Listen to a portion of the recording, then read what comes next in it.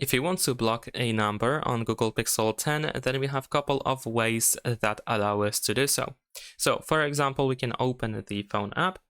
Now, we can find a phone number, for example, or a contact that you had a contact with recently.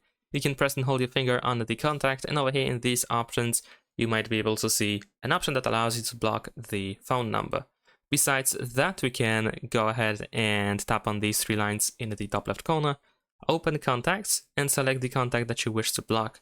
Over here, we're gonna scroll down in order to find block numbers option, and then you can confirm that you want to block the number or numbers if you have multiple numbers assigned to a contact.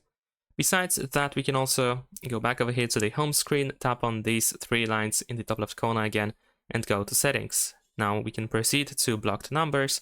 You can press add a number over here in order to write the phone number that you wish to block. And that's pretty much it. Thanks for watching, leave a like and subscribe.